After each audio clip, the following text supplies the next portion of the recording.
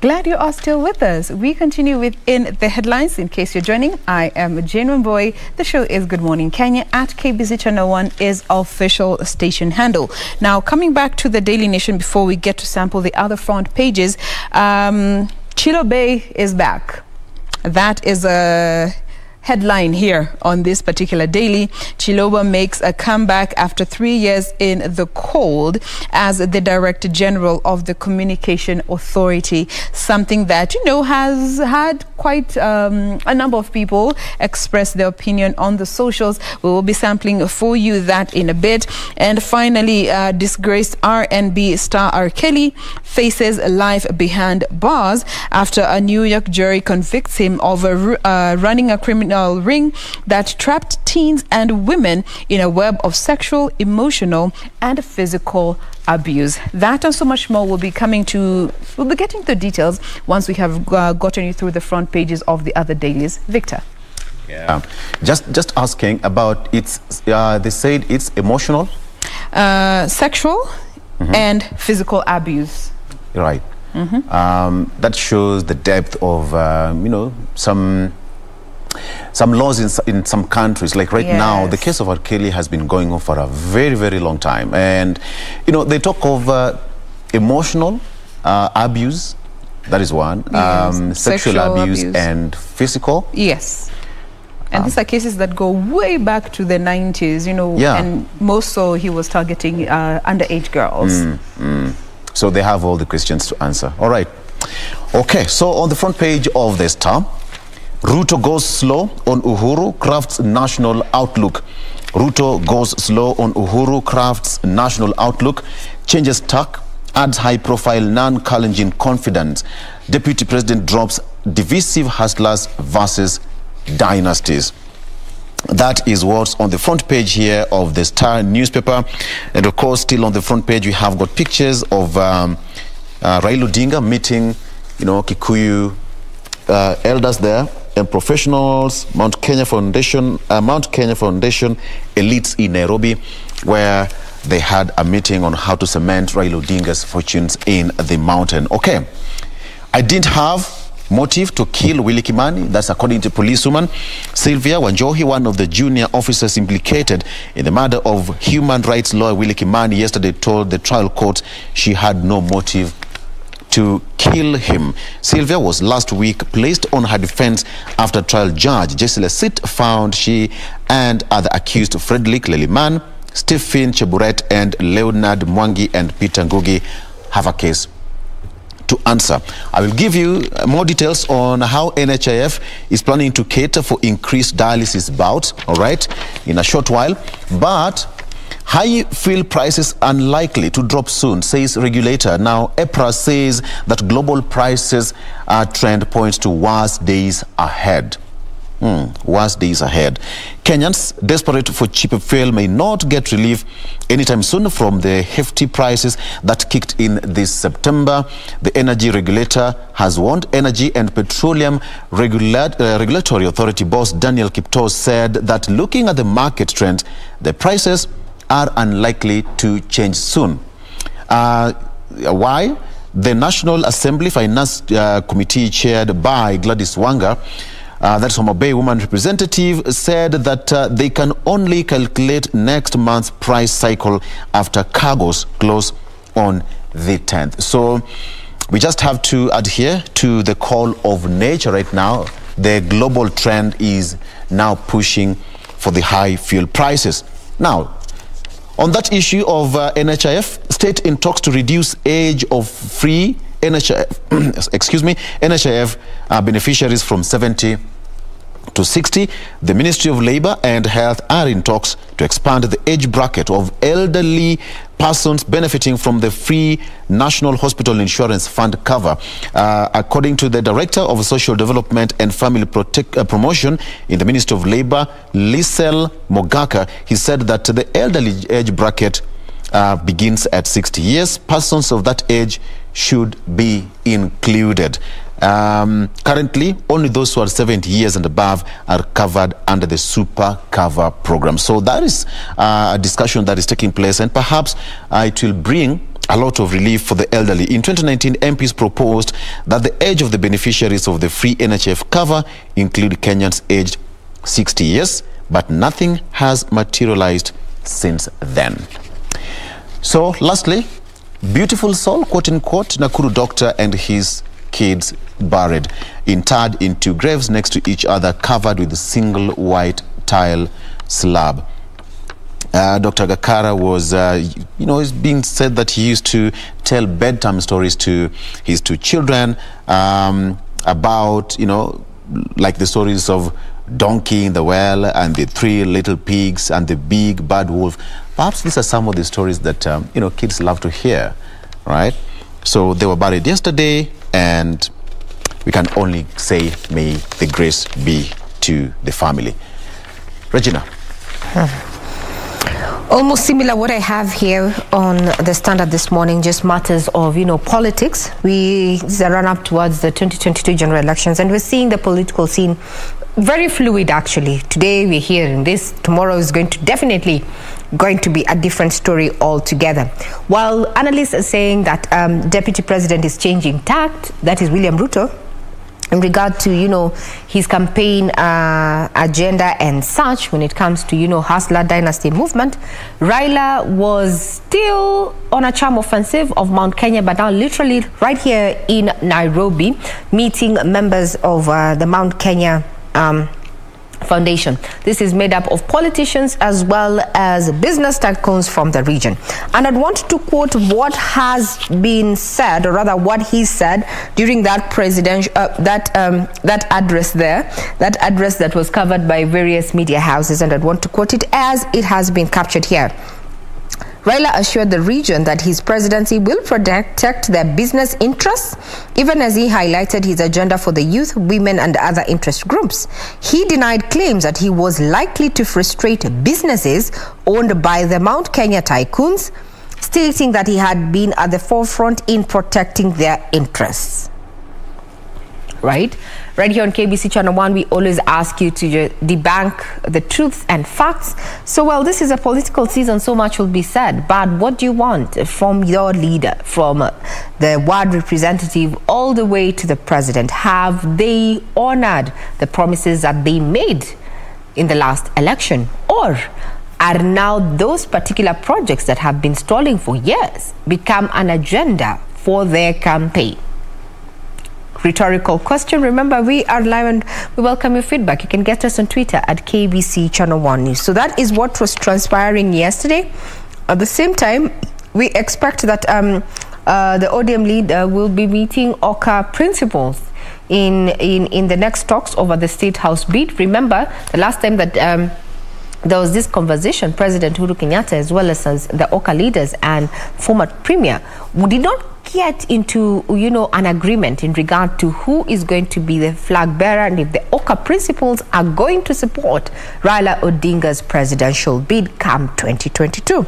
We will be keenly focusing on the political scene because, well, this is definitely going to change how we do business as a country. After every 5 years, we go to the polls. This, more than the last, is going to be quite a determinant because there's a question of the Uhuru succession.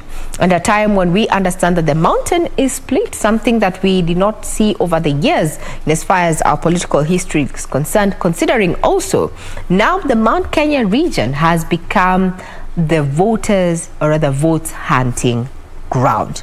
That is the main story that we have on the front page of the Standard this morning, where Oburu Oginga says, we have previously won elections but did not get the power. We now have the system. What we hope is that it does not work against us, then we will win. These are the words of Oburu Oginga, who happens to be the brother of the ODM leader there, Raila Odinga, and the Eastern African Legislative Assembly Member of Parliament.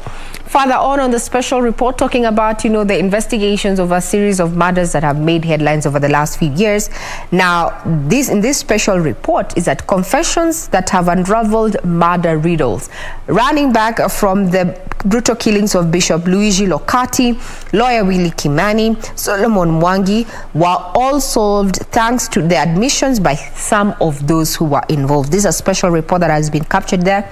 And if you grew up in the 80s and the 90s, you must have heard or rather listened to one or two or even the whole album by Robert Kelly, that is R. Kelly. Now, the storm is just beginning for R. Kelly after a court there said that his verdict is going to be given in not too long. So after 2 days of deliberation, the jury has found Kelly guilty on all the charges. Now, let me take you through some of the charges that claims made against the singer during the trial.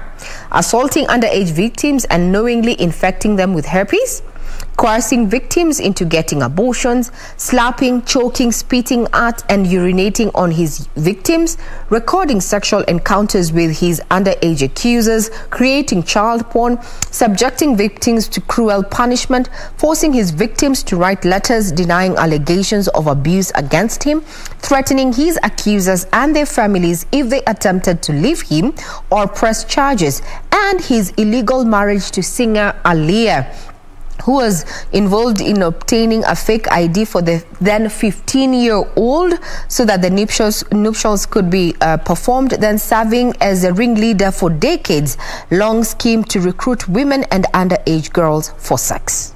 Man, when you read about the claims that have been made against R. Kelly and you look back to his music, there's a misnomer. Like, there's no correlation to the person that we saw as the entertainer, you know, as consumers of his music, and vis-a-vis what was happening behind closed doors, you know. But now the jury has found him guilty of 8 counts of sex trafficking. The singer was also found guilty of racketeering, a charge normally used against organized crime associations. And you know what's interesting? Looking back to the memoir he put out back in 2012, which has actually been quoted here, he describes having sexual experiences as early as 8 years of age, saying that sometimes he was made to watch older couples engage in sexual activity and was instructed to photograph them. This is contents in his memoir, okay, that was published in 2012. He also went on to say that he was once sexually abused by an older woman and an elderly man as well, who was one of his neighbors in his preteen years. So part of his defense were using his experiences to sort of justify his actions, because even here they've actually put out an incident that happened back in the early 2000s where there was a reporter by the name Jim Derogatis who anonymously received 2 tapes that appeared to show R. Kelly engaging in sexual activities with young girls, which he was consequently indicted for child pornography. And over the years, he's had so many cases about sexual abuse thrown at him, but they have always been settled out of court for over 3 decades. Time has caught up with him. You see that the wheels of justice, you know, they never stop grinding. They are very slow, by the way. Very, very slow. One turn can even take 10 years, but once it holds, 30 years, man. And they've been arguing that he's illiterate. By virtue of being illiterate is one of the reasons as to why, you know, trying to explain what he does or what he has done over the years, I think my issue is just trying to justify his actions. And them arguing that he's illiterate, this is a man who has single-handedly put out 14 solo albums. He has sold more than 75 million records. He is a 3-time Grammy Award winner and has been known to be one of the greatest R&B musicians of all time. But still, he was illiterate when he was engaging in what this heartbreaking activities that he was. But that could not be used as a part of the defense. Imagine it was. Really? Imagine. Issue is, even this man had the audacity at the age of 27 to marry a 15-year-old. That is Aaliyah. I'm just like, oh, you know, huh? man. And he's being now convicted at the age of 54. Yeah. I don't think he will see freedom anytime He's facing, soon. as per what experts are saying, they're saying that he could be potentially facing life imprisonment because each count will come with its own sentence. Yeah, sentence. So potentially life imprisonment, but we don't know. My goodness. We just have to wait until. But what May can we 4th. say? The storm is over. It's still a really nice jam. But his conviction is set for May the 4th. So we wait for that. All right. Vic. Back home. Yes. Ruto goes slow on Uhuru, crafts national outlook. And the story says that Deputy President William Ruto has changed tack, slowing down attacks on his boss, Uhuru Kenyatta, and dropping the hustler versus dynasties narrative. The latest campaign strategy is to target Raila Odinga, his presumptive main adversary for president in 2022. So denounced by rivals for quote-unquote divisive and insightful campaigns slogans, the DP has overhauled his messaging. So instead, Ruto is now firing up attacks directed at ODM boss Raila Odinga, accusing him of wrecking the government.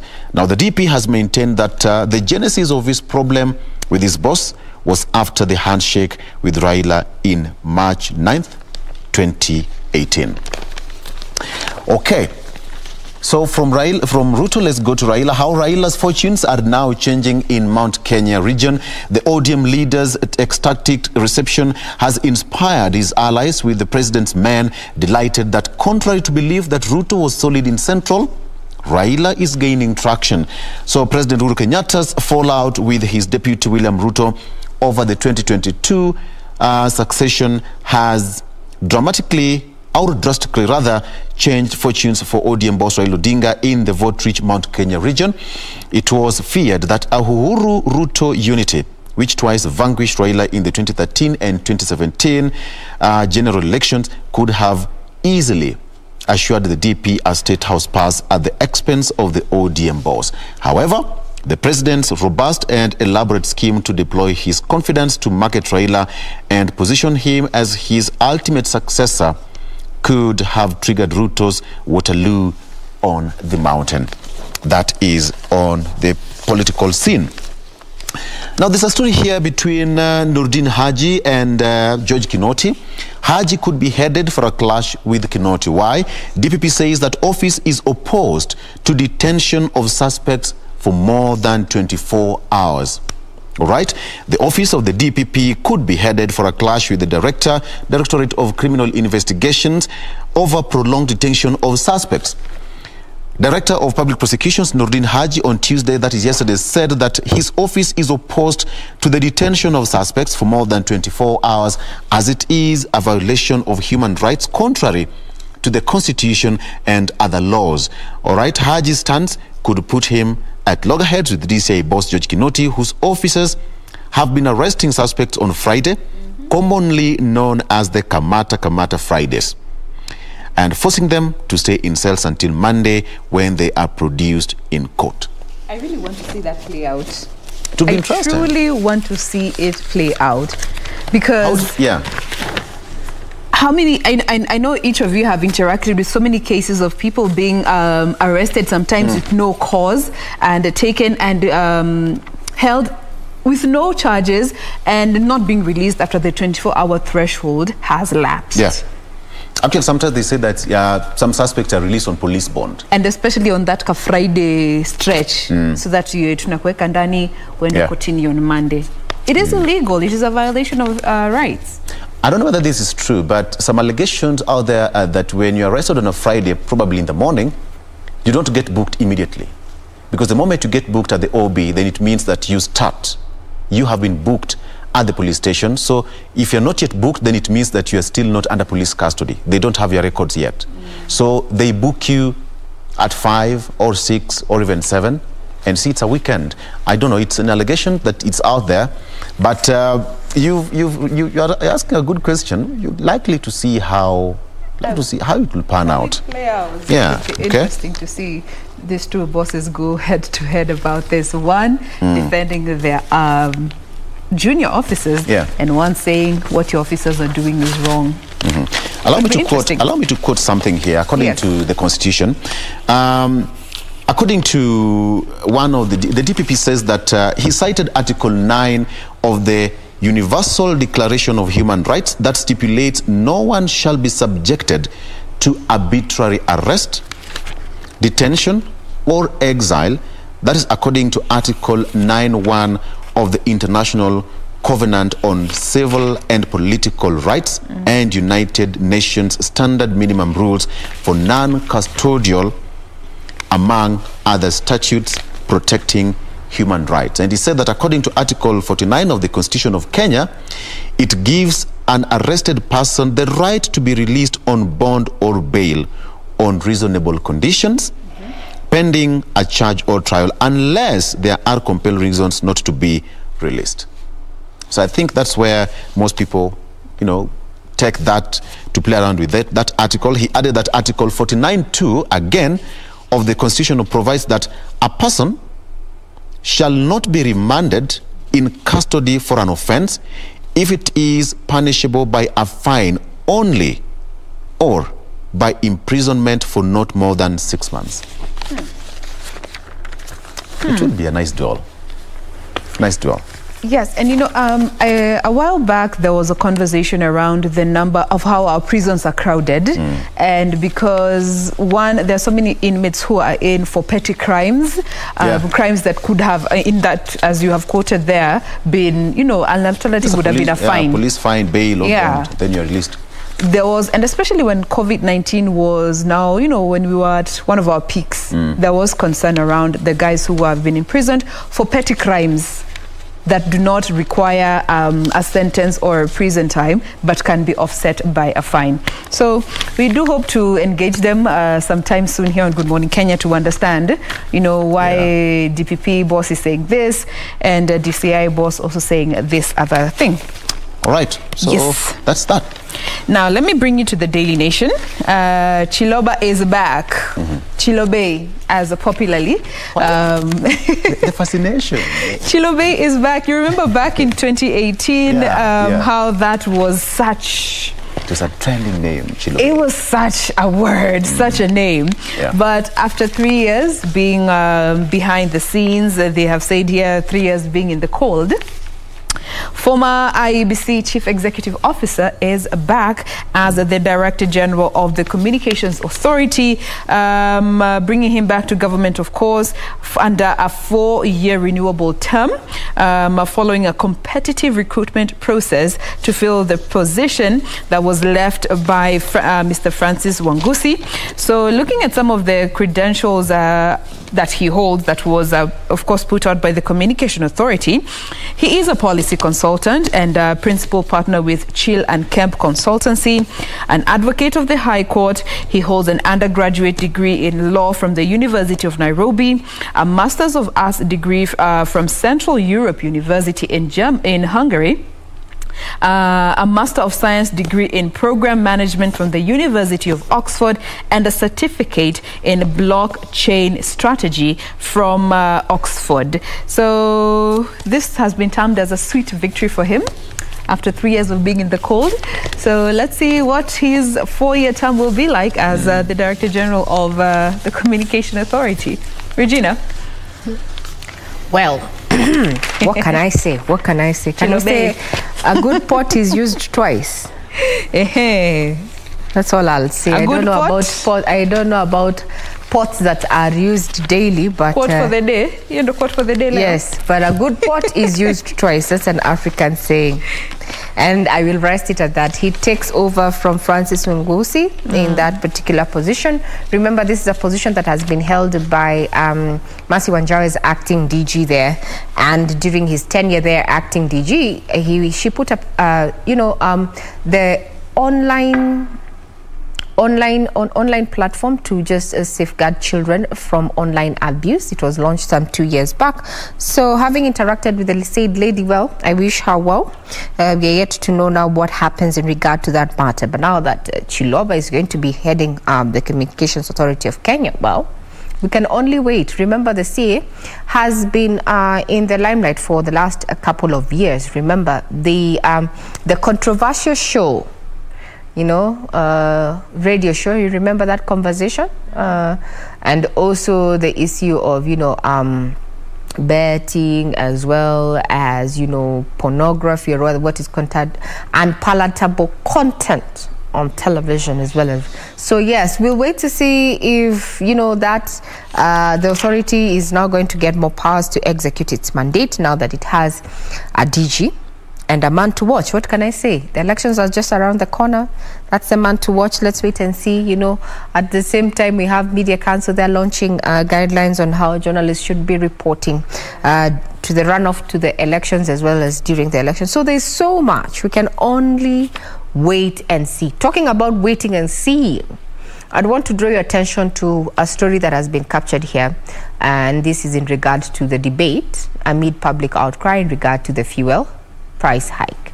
So yesterday, when EPRA was appearing in front of the Finance Committee that is chaired by Honorable Gladys Wanga, so many questions came into play. Why haven't they used the stabilization fund, yet 20 billion was set aside for that? Why do we still have to pay a railway development levy? Why do you still there's a whole list of levies and taxes leveled on petroleum products, and to be in particular, super diesel, super petrol, diesel, and kerosene. There are around 8 of them, including excise duty, VAT, petroleum development levy, petroleum regulator levy. I mean, when you look, and even there's a railway development levy. And so many questions were asked, like, why are we doing all this to a commodity whose, cost, or rather pricing, affects literally every aspect of the economy? Because if you look at this, these petroleum products are even used for transportation, so that affects the service industry. Diesel is often used to run machines, so we're talking about affecting manufacturing. And if the cost of production goes up, this is usually pushed back to the consumer, and that is you and I, Wanjiku. But the take home from that particular presentation by the Director General of EPRA, that is Daniel Kipto, he said, as far as EPRA is concerned, it's just, performs its mandate as a regulator. So it has no powers actually to dictate just how much we pay at the pump. It says that it does a tabulation. Actually, there was a formula. This formula was reviewed in 2019 from 2010 and was approved and passed by Parliament. And they calculate it as is. And why we are saying that we are looking at, tougher times, especially when it comes to pain at the pump, it's because global oil prices, to be particular, Brent, is going up because a majority of countries are opening up after COVID, or rather during this COVID. We're going back to where we, as a globe. So Kenyans need to brace for more. And also, the Central Bank of Kenya is also warning that there are tough times ahead.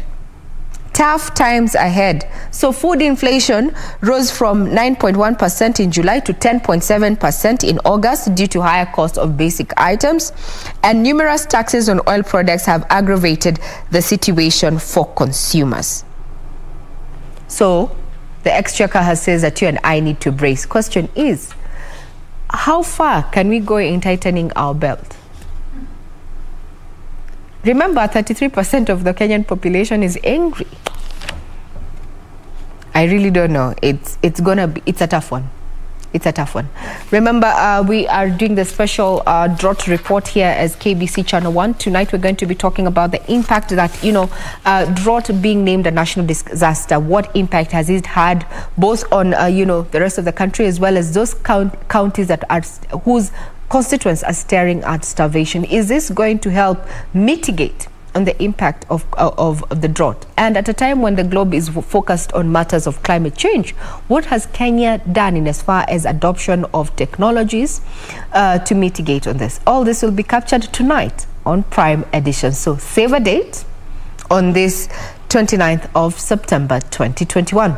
I'm Regina Manyara, and I wish you a pleasant viewing ahead, but we are not done and dusted right here on Good Morning Kenya. Victor and Jain have so much in store for you, so do keep it right here. Regina, just before you go. What did I say? Did Arsenal play? No. I think there's a very good story here. we are breaking the protocol, kidogo tu. But dialysis patients to be reimbursed for 3 sessions. That's according to what the government is now saying. A national insurer currently caters for only 2 weekly sessions. Yet patients undergo 3.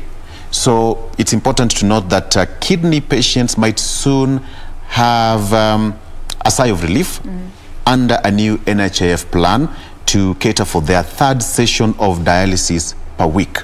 Okay, so currently the national insurer reimburses for 2 sessions per week, yet most patients undergo 3 sessions, so hence are forced to top up from their pockets. Now the recommended sessions for dialysis worldwide are thrice a week rather, for patients with chronic kidney failure. The Health Ministry has disclosed that NHIF is also at an advanced stage of working out a comprehensive package for kidney transplant patients and their donors.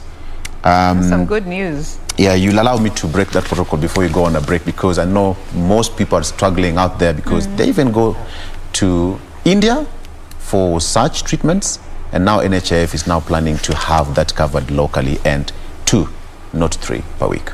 NHIF, the bill, if it passes, some of the proposals there they're very really good, by going the to way. change the dynamics in as far as health, universal health coverage is concerned. And I understand that the MPs actually gave a go ahead when it comes to, you know, how much Employer, all 18, any person who is 18 and above is liable to be paying NHIF 6,000 per month. So if you do rough calculations, you're talking about 500 bob. But my question now goes in, you remember we had issues of graft bedeviling NHIF. Yeah, actually 6,000 per month. That is 500. Yeah, 500 per month, 6,000 per year. 6,000 per year. Yes, for those on voluntary. Yes. Those especially that are not employed.